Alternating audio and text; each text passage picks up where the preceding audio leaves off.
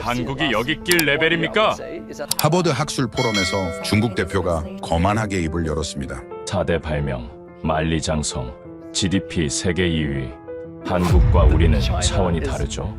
이번엔 일본 석학이 거들었습니다. 우리는 노벨 과학상 20명, 한국은 단 한 명도 없지 않습니까? 그때 25년간 한국을 연구해온 미국인 교수가 조용히 무대에 올랐습니다. 화면에 첫 번째 데이터가 뜨자 중국인들의 비웃음이 멈췄고 두 번째 자료가 공개되자 일본 교수는 얼굴이 새하얗게 질렸습니다. 발표가 끝나자 강당이 기립박수로 뒤흔들렸고 그날 저녁 전 세계 언론이 동시에 긴급 속보를 냈습니다.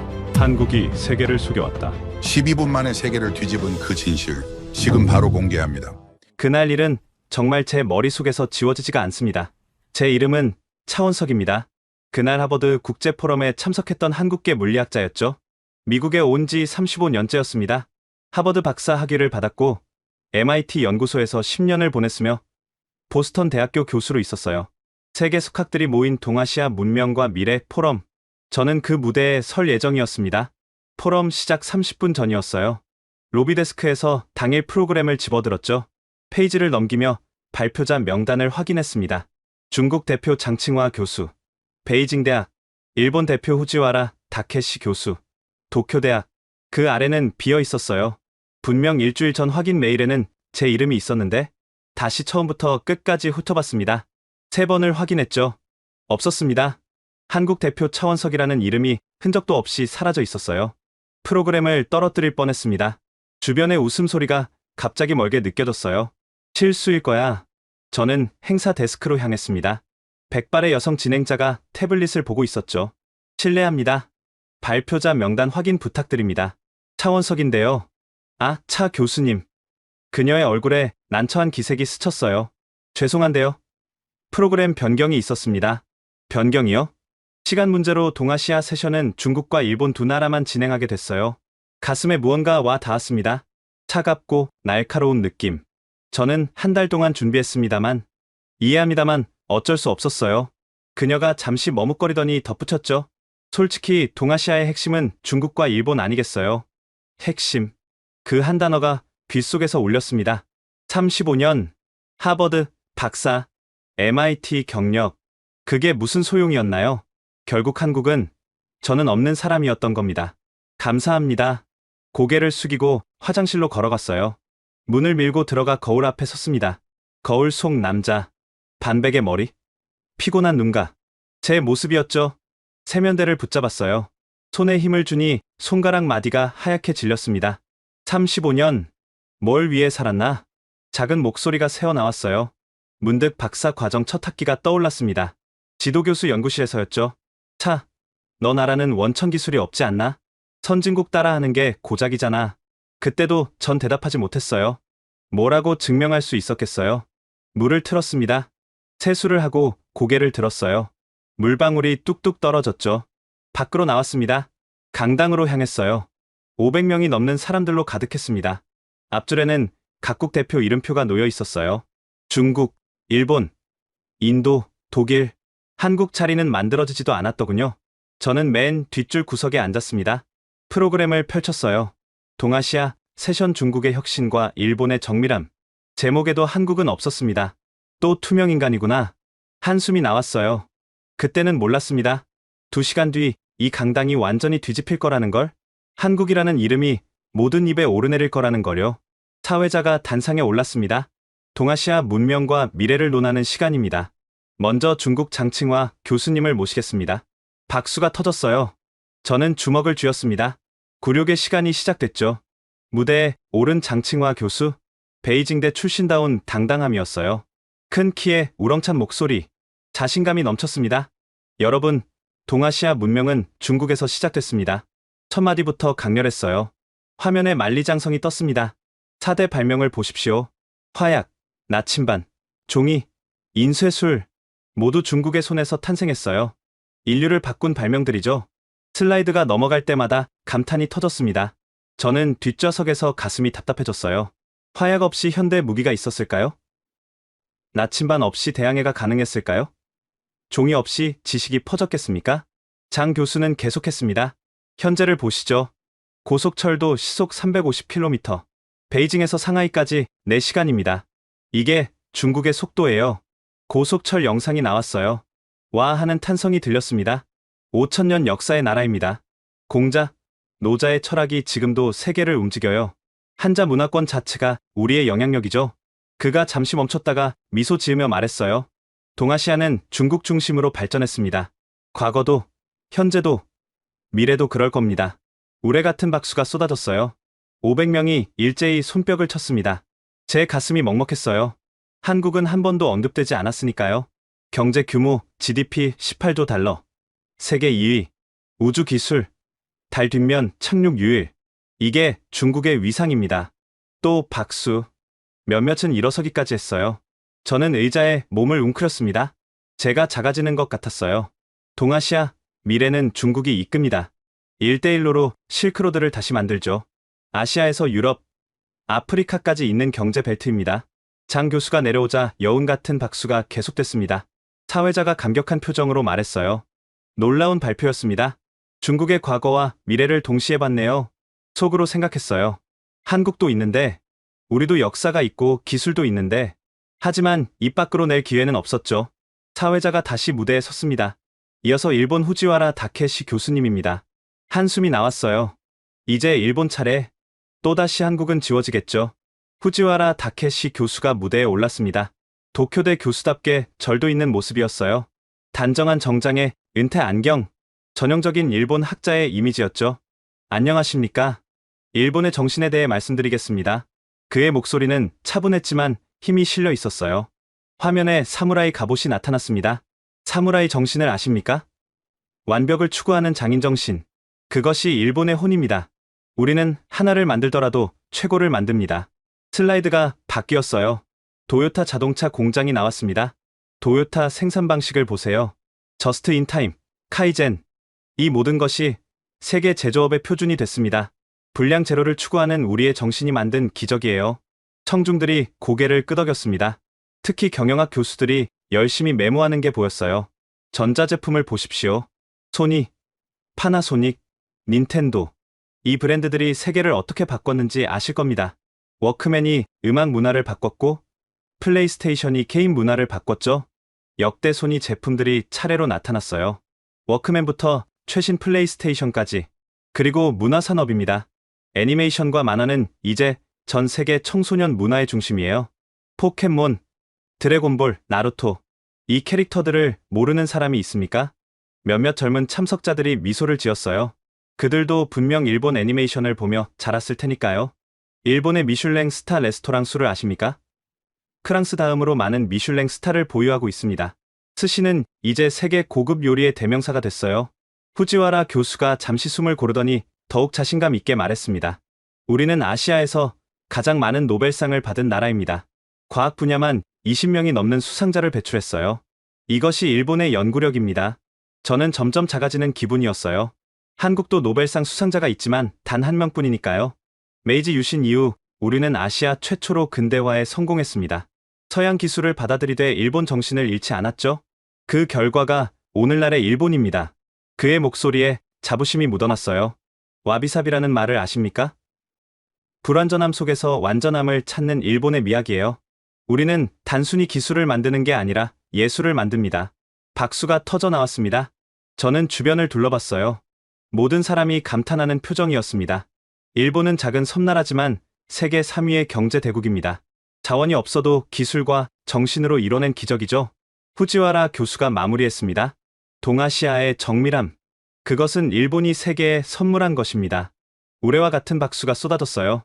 저는 고개를 숙였습니다. 2시간 동안 한국은 단 한 번도 언급되지 않았으니까요. 질의응답 시간이 되었습니다.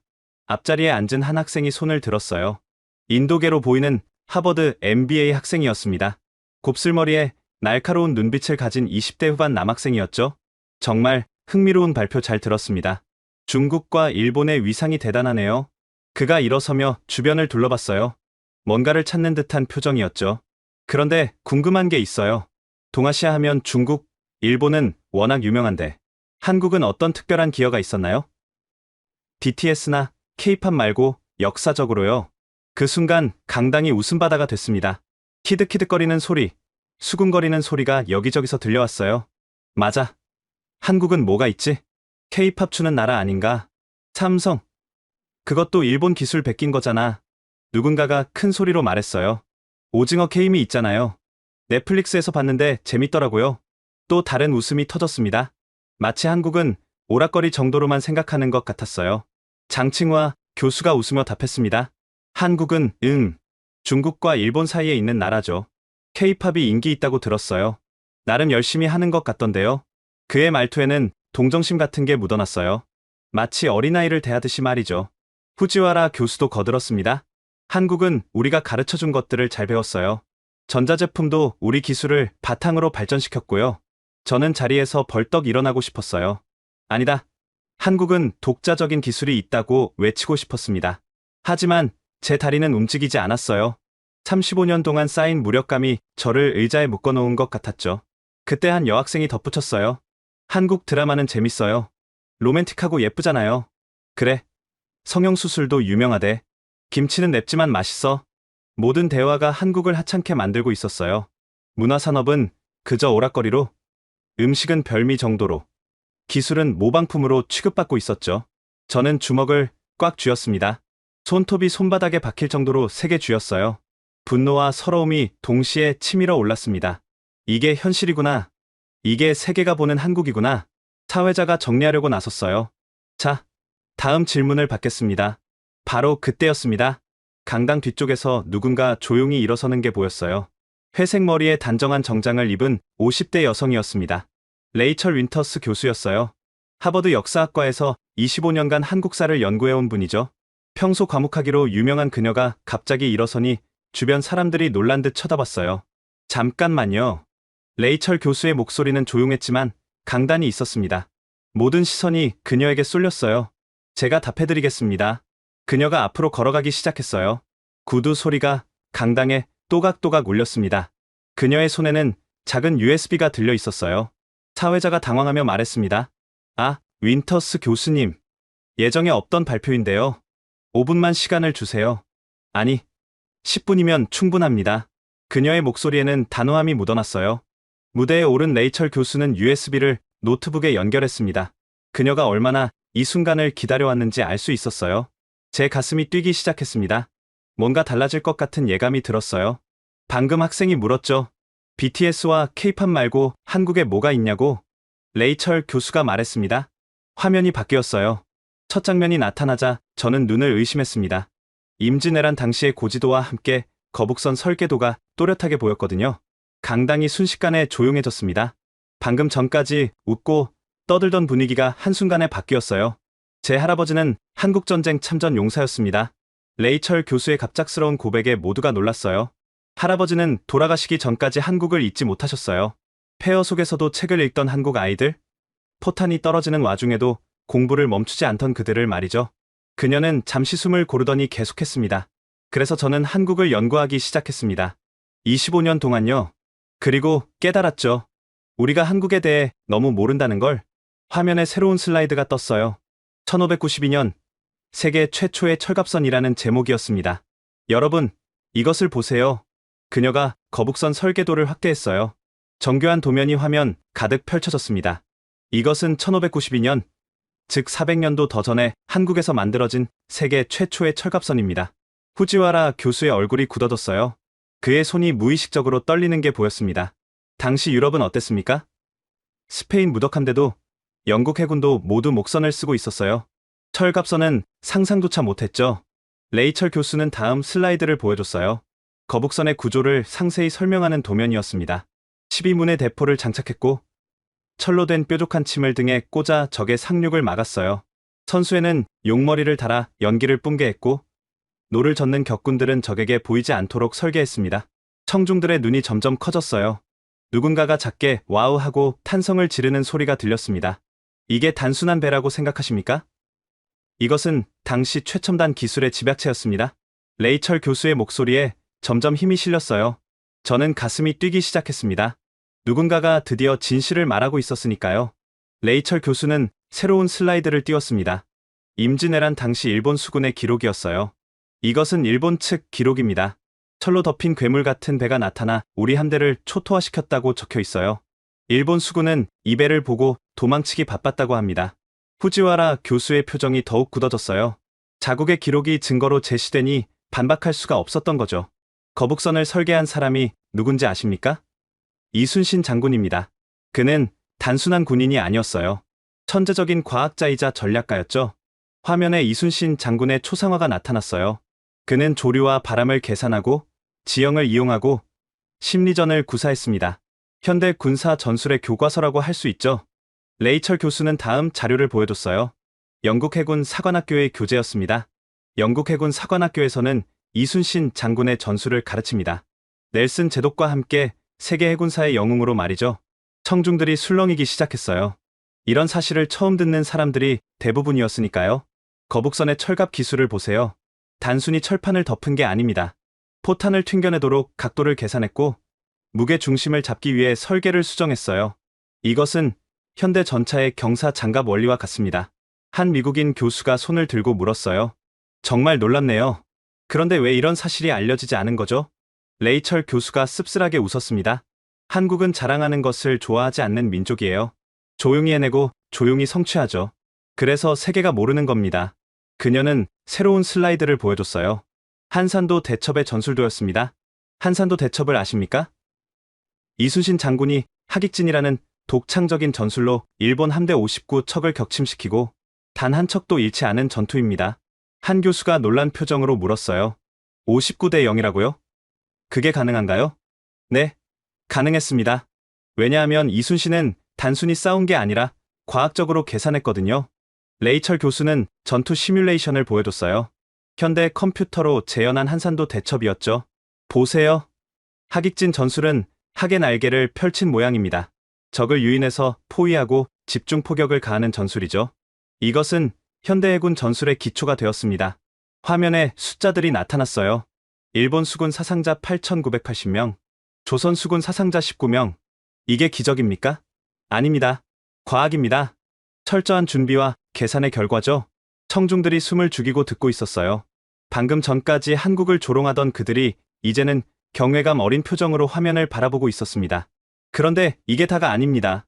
레이철 교수가 말했어요. 거북선은 단순한 무기가 아니었어요. 그것은 한국인의 창의성과 독창성을 보여주는 상징이었습니다. 그녀는 거북선과 다른 나라 군함들을 비교한 표를 보여줬어요. 보세요. 같은 시대 중국 군함, 일본 군함, 유럽 군함, 모두 비슷한 구조입니다. 하지만 한국만 완전히 다른 발상으로 배를 만들었어요. 저는 눈물이 날 것 같았습니다. 드디어 누군가가 한국의 진실을 말하고 있었으니까요. 이것이 바로 한국의 DNA입니다. 남들과 다른 길을 가는 용기, 불가능을 가능으로 만드는 창의성. 레이철 교수는 잠시 멈췄다가 말했습니다. 그런데 이 과학적 사고방식은 한 번의 전투로 끝나지 않았습니다. 이순신 장군은 매 전투마다 철저히 기록하고 분석했어요. 레이철 교수는 새로운 슬라이드를 띄웠습니다. 한산도 해전의 상세한 지도였어요. 1592년 8월 14일 한산도 앞바다. 이순신 장군의 함대 56척과 일본 함대 73척이 맞붙었습니다. 지도 위에 양측 함대의 움직임이 애니메이션으로 재현되기 시작했어요. 숫자로는 일본이 우세했죠. 게다가 일본 수군은 당시 동아시아 최강이었습니다. 외구로 단련된 그들의 해상 전투력은 악명이 높았어요. 후지와라 교수가 불편한 표정을 지었지만 아무 말도 하지 못했습니다. 하지만 이순신은 과학으로 맞섰습니다. 먼저 조류를 계산했어요. 한산도 앞바다의 물살이 바뀌는 시간을 정확히 알고 있었죠. 화면에 조류 도표가 나타났어요. 오전 10시, 물살이 북쪽으로 흐르기 시작합니다. 이순신은 이 시간을 노렸어요. 일본 함대가 조류를 거슬러 오도록 유인한 거죠. 전투 재현 영상이 계속되었습니다. 조선 수군이 후퇴하는 척하며 일본 함대를 넓은 바다로 끌어내는 모습이었어요. 그리고 결정적인 순간, 하객진을 펼쳤습니다. 함대가 하계 날개를 펼친 모양으로 변하는 장면이 나타났어요. 청중들이 탄성을 질렀습니다. 이 진영의 천재성이 뭔지 아십니까? 모든 함포가 중앙으로 집중 사격할 수 있다는 겁니다. 현대의 교차 사격 개념이죠. 한 군사 전문가가 손을 들었어요. 잠깐, 그게 16세기에 가능했다고요? 네, 가능했습니다. 왜냐하면 이순신은 각 함선의 포 사거리를 정확히 계산했거든요. 그리고 깃발 신호로 일제 사격을 명령했죠. 레이철 교수는 일본 측 기록을 보여줬어요. 일본 수군 장수 와키자카 야스하루의 기록입니다. 하늘에서 빛처럼 포탄이 쏟아졌다. 우리는 어떻게 대응해야 할지 몰랐다고 적혀 있어요. 전투 결과가 화면에 떴어요. 조선 수군 전사자 19명, 일본 수군 전사자 8,980명. 이게 운이었을까요? 아닙니다. 이순신은 매일 일기를 썼어요. 난중일기를 보면 바람의 방향, 조류의 속도, 날씨 변화를 모두 기록했죠. 레이철 교수는 난중일기의 한 페이지를 보여줬어요. 보세요. 맑음, 남서풍 3m, 조류 북향 2노트 이런 식으로 매일 기록했어요. 이것은 현대 기상 관측과 다름없습니다. 청중들이 고개를 끄덕였어요. 과학적 사고를 중시하는 하버드 사람들에게 이런 접근은 충격이었죠. 그리고 더 놀라운 건 심리전입니다. 새로운 자료가 화면에 떴어요. 이순신은 일부러 적장의 배를 먼저 공격하지 않았어요. 주변 배들을 먼저 격침시켜 적장이 공포에 떨게 만들었죠. 그리고 마지막에 생포했습니다. 한 심리학과 교수가 감탄했어요. 그것은 현대 심리전의 교과서네요. 맞습니다. 이순신은 단순한 무인이 아니었어요. 그는 과학자이자 전략가이자 심리학자였습니다. 레이철 교수는 마지막 슬라이드를 보여줬어요. 세계 해군 사관학교들의 교육 자료였습니다. 미국 해군 사관학교, 영국 해군 대학, 일본 방위대학교 모두 이순신의 전술을 가르칩니다.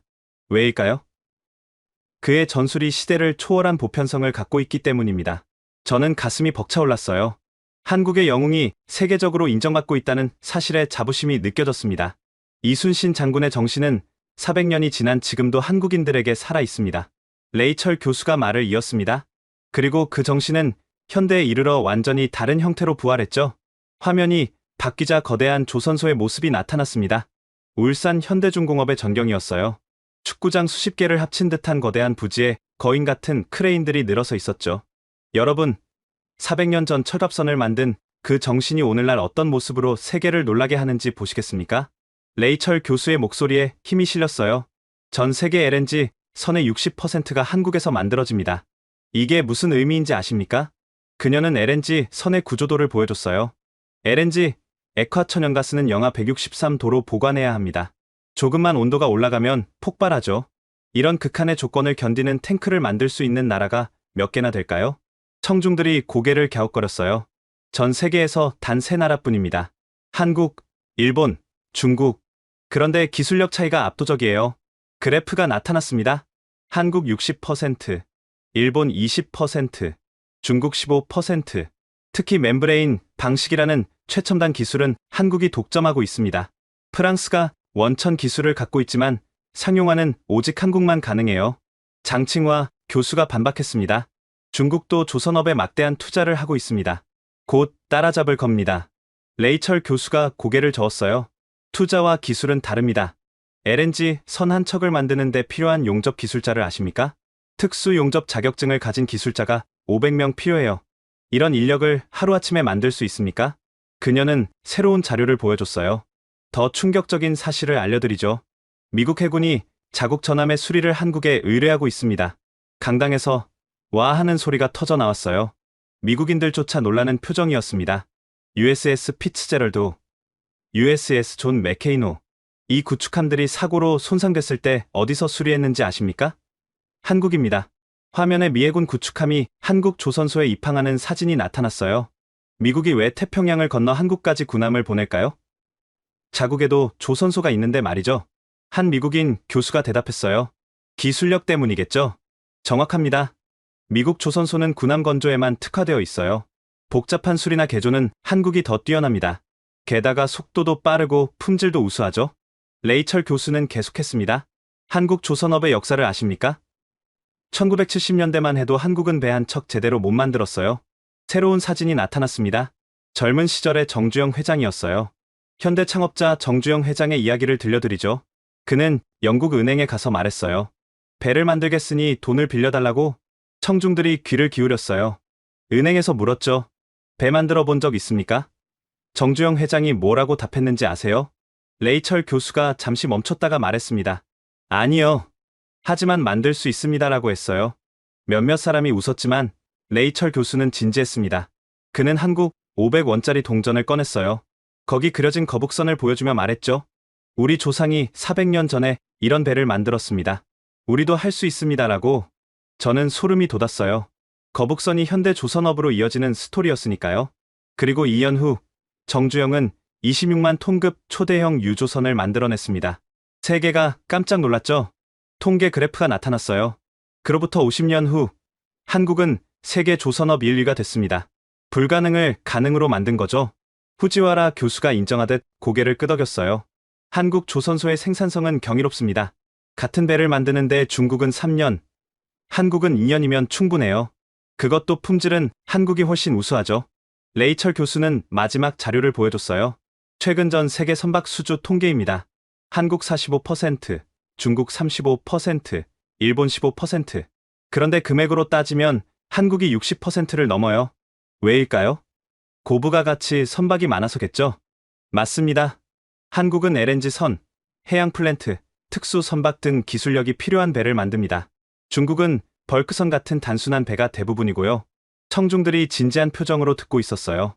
한국을 무시하던 분위기는 이미 사라진 지 오래였죠. 그런데 이 정신은 조선업에만 머물지 않았습니다. 레이철 교수는 낡은 흑백 사진 한 장을 보여줬습니다. 1970년대 울산의 모습이었어요. 황량한 모래밭에 천막 몇 개가 전부였죠. 이곳이 현재 세계 최대 조선소가 된 울산입니다. 50년 전에는 아무것도 없었어요. 다음 사진은 현재의 울산 조선소였습니다. 그 대비가 극명했어요. 정주영 회장이 처음 조선소를 짓겠다고 했을 때 모든 사람이 미쳤다고 했어요. 경험도 없고 기술도 없고 돈도 없었으니까요.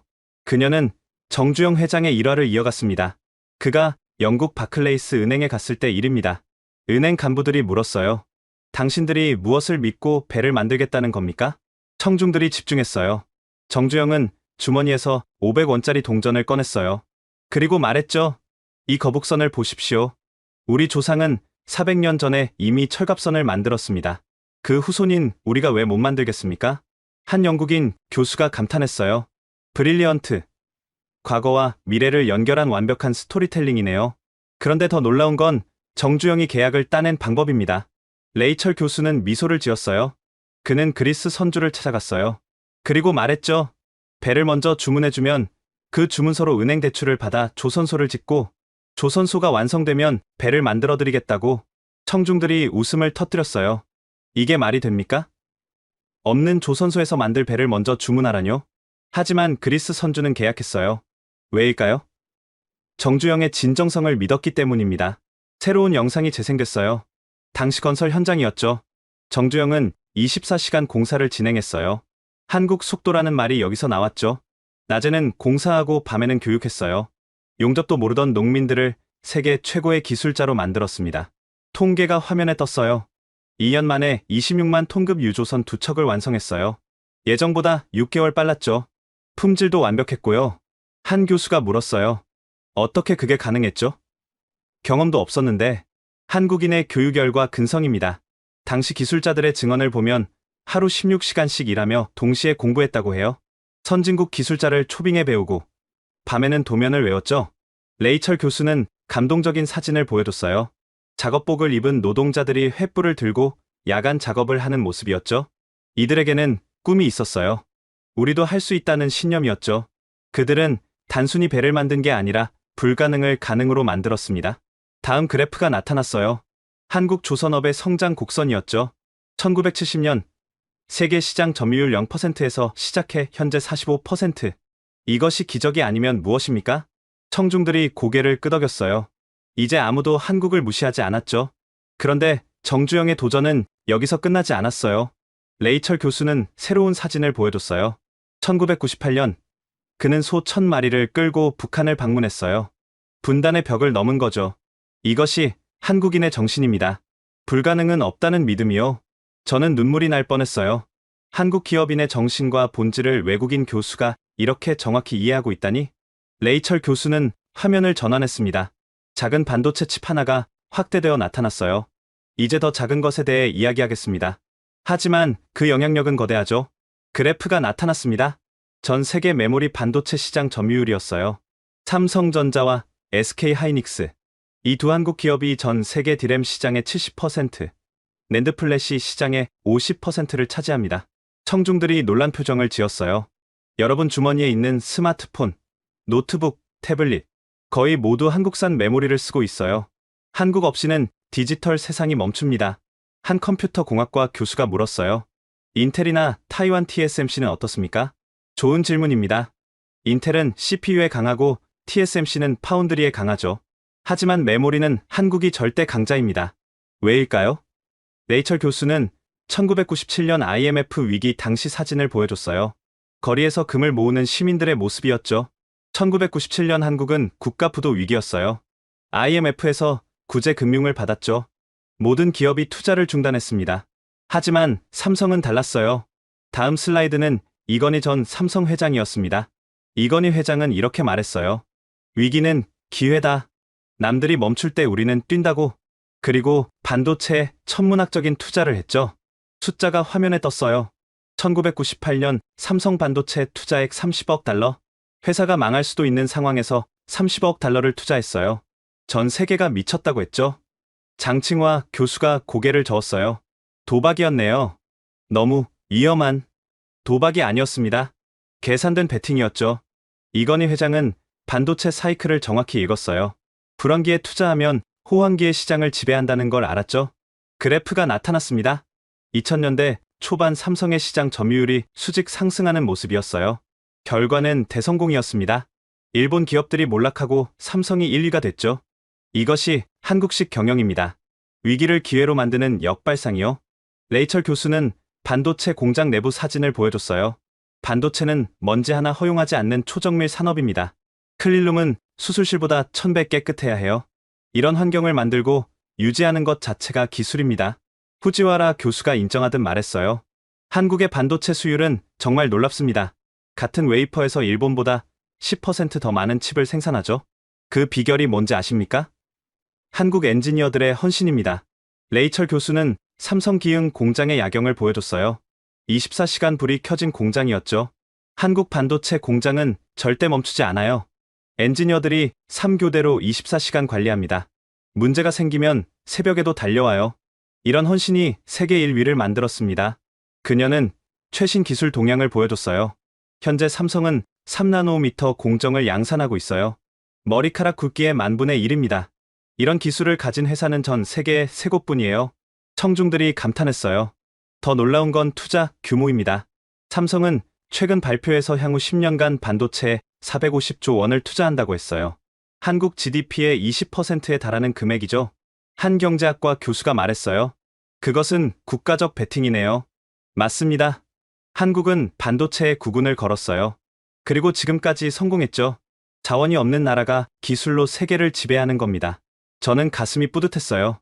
제가 평생 연구한 반도체 분야에서 조국이 세계 최고라는 사실이 자랑스러웠습니다. 레이철 교수는 한국의 GDP 성장 그래프를 보여줬습니다. 1960년대부터 현재까지 거의 수직으로 상승하는 곡선이었어요. 이 그래프를 보세요. 1960년 1인당 GDP 79달러, 현재 35,000달러, 60년 만에 440배 성장입니다. 청중들이 숨을 들이켰어요. 인류 역사상 이런 성장을 이룬 나라는 없습니다. 한강의 기적이라고 부르는 이유죠. 그녀는 다른 나라들과 비교 그래프를 보여줬어요. 같은 기간 미국은 8배, 일본은 25배, 중국은 180배 성장했어요. 한국의 440배가 얼마나 경이로운지 아시겠죠? 장칭화 교수가 말했어요. 중국도 빠르게 성장하고 있지 않습니까? 맞습니다. 하지만 한국은 다른 점이 있어요. 민주주의를 함께 달성했다는 겁니다. 화면에 1987년 6월 항쟁의 사진이 나타났어요. 시민들이 거리를 가득 메운 모습이었죠. 1987년 한국 시민들은 독재 정권에 맞서 일어났어요. 평화적으로. 그러나 단호하게 민주주의를 요구했죠. 다음 사진은 대통령 직선제 선거 장면이었어요. 그리고 성공했습니다. 군부 독재에서 민주주의로 평화적 전환을 이뤘어요. 유혈 사태 없이 말이죠. 한 정치학과 교수가 감탄했어요. 그것은 정말 드문 사례입니다. 대부분의 나라는 경제 발전이나 민주화 중 하나를 희생하죠. 정확합니다. 싱가포르는 경제는 발전했지만 민주주의는 제한적이죠. 필리핀은 민주화했지만 경제는 정체됐고요. 한국만이 둘 다 성공했습니다. 레이철 교수는 역대 한국 대통령들의 사진을 보여줬어요. 한국은 평화적 정권 교체를 계속하고 있어요. 보수와 진보가 번갈아 집권하죠. 이것이 성숙한 민주주의입니다. 그녀는 감동적인 사진을 보여줬어요. 더 놀라운 건 이겁니다.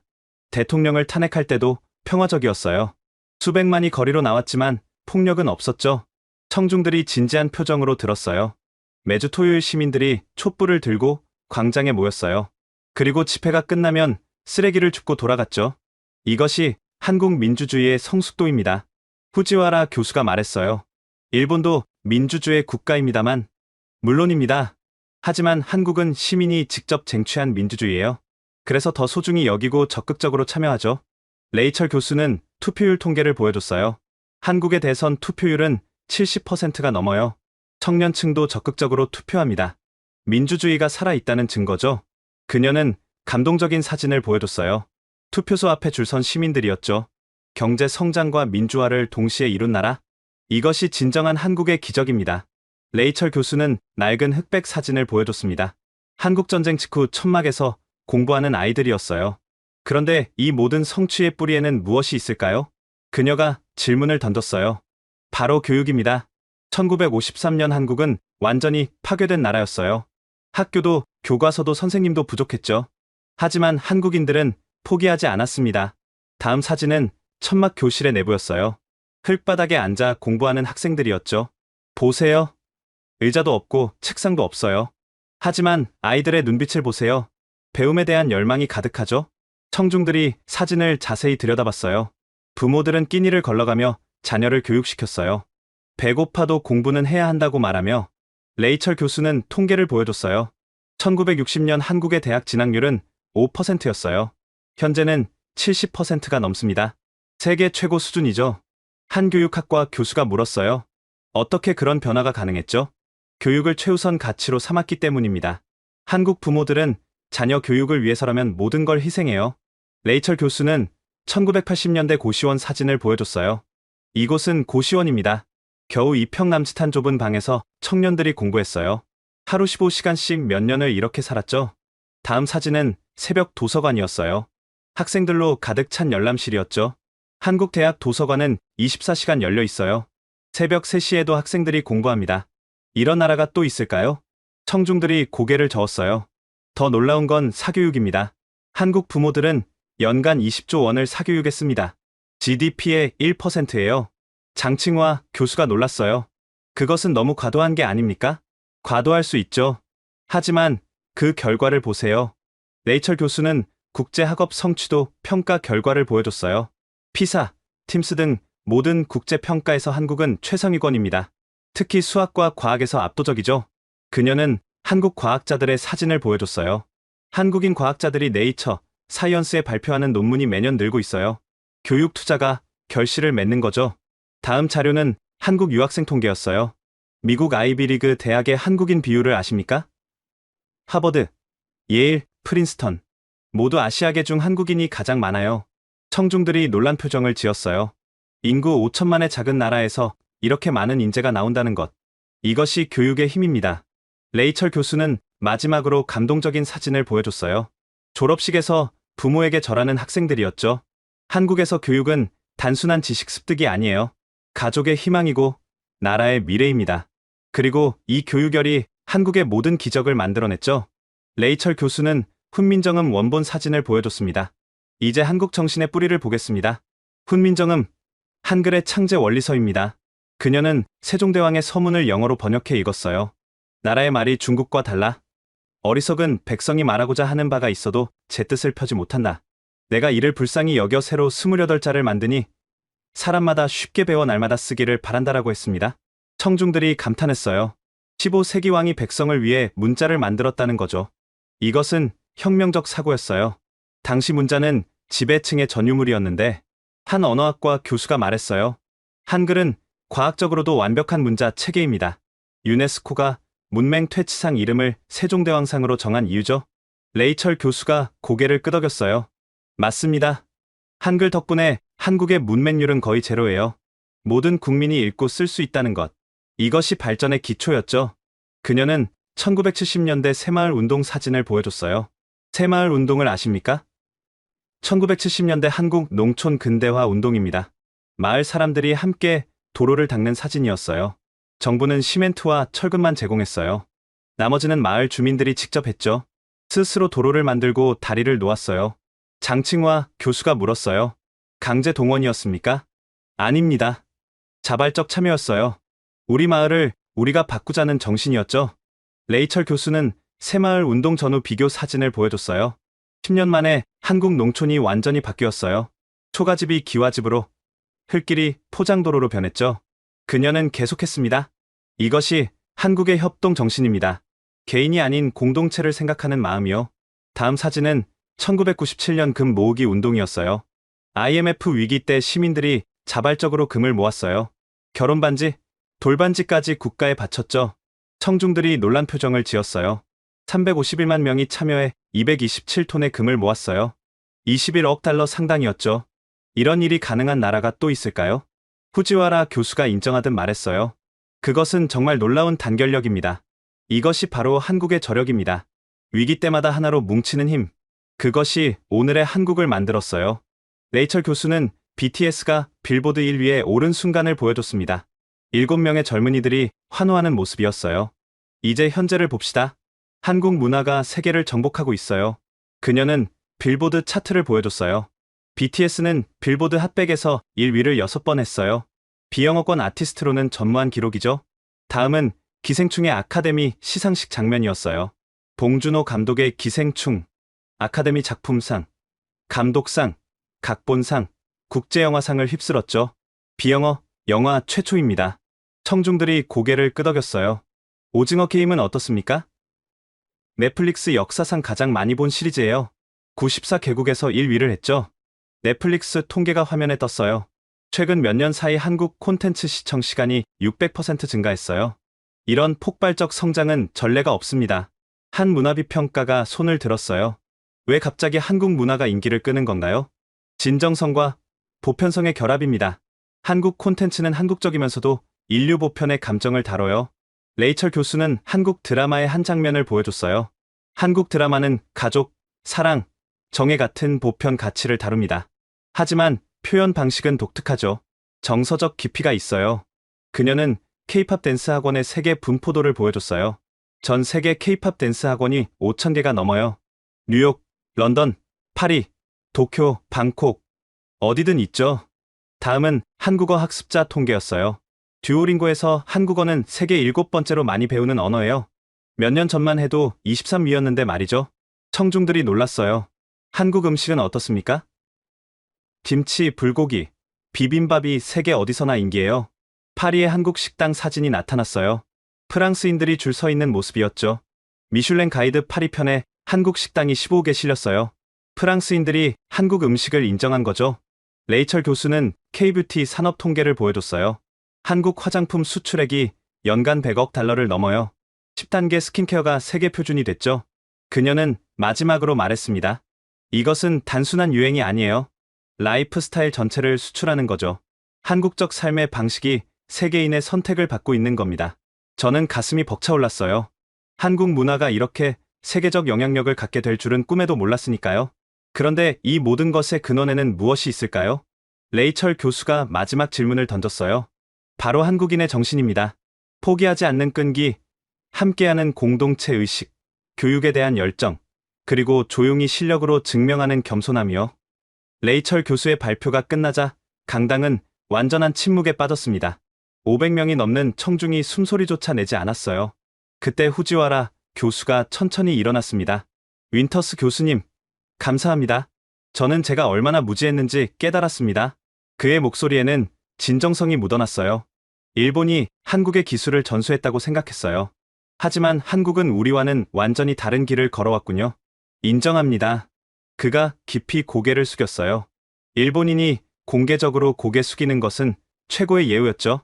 장칭화 교수도 일어났습니다. 저도 마찬가지입니다. 중국이 동아시아의 중심이라고 자부했지만 한국이 이룬 성취 앞에서 겸손해져야겠네요. 그도 고개를 숙였어요. 특히 민주주의와 경제 성장을 동시에 이룬 것. 그것은 정말 놀라운 성취입니다. 그때 처음 질문했던 인도계 학생이 손을 들었어요. 교수님들, 정말 죄송합니다. 제가 너무 무례한 질문을 했네요. 한국에 대해 제대로 알지도 못하면서. 레이철 교수가 따뜻하게 웃었습니다. 괜찮아요. 덕분에 진실을 밝힐 기회가 생겼으니까요. 모르는 것은 부끄러운 게 아니에요.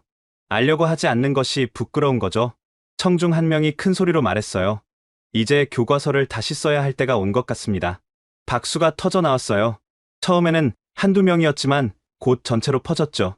그리고 하나, 둘씩 일어나기 시작했어요. 기립박수였습니다. 500명이 모두 일어나 박수를 쳤어요. 그것은 한국에 대한 경의였고 진실에 대한 존중이었죠. 저도 일어났어요. 하지만 이번엔 달랐습니다. 35년 만에 처음으로 당당하게 일어선 기분이었어요. 눈물이 흘렀습니다. 서러움의 눈물이 아니라 감격의 눈물이었어요. 옆자리 동료가 제 어깨를 두드렸어요. 축하해요. 차 교수, 당신 나라가 정말 대단하네요. 저는 고개를 끄덕였어요. 이제야 진짜 한국인이 된 기분이었으니까요. 그날 포럼이 끝난 후 놀라운 일이 벌어졌습니다. 누군가 레이철 교수의 발표를 촬영해 유튜브에 올렸던 거예요. 제목은 하버드에서 한국의 진실이 밝혀지다였습니다. 첫날 조회수 10만. 믿기 어려운 속도였어요. 댓글이 폭주하기 시작했습니다. 와, 한국이 이런 나라였어? 왜 학교에서 이런 걸 안 가르쳐줬지? 거북선이 세계 최초 철갑선이었다니. 한국 조선업이 미국 해군 함정을 수리한다고? 일주일 만에 조회수는 500만을 돌파했어요. 전 세계에서 화제가 됐죠. 각국 언론이 앞다퉈 보도하기 시작했습니다. CNN은 숨겨진 아시아의 진주, 한국의 재발견이라고 했어요. BBC는 조용한 혁명, 한국이 세계를 바꾸다라고 보도했죠. 르몽드는 한강의 기적을 넘어선 한국의 기적이라는 제목을 달았습니다. 하버드 총장이 긴급 성명을 발표했어요.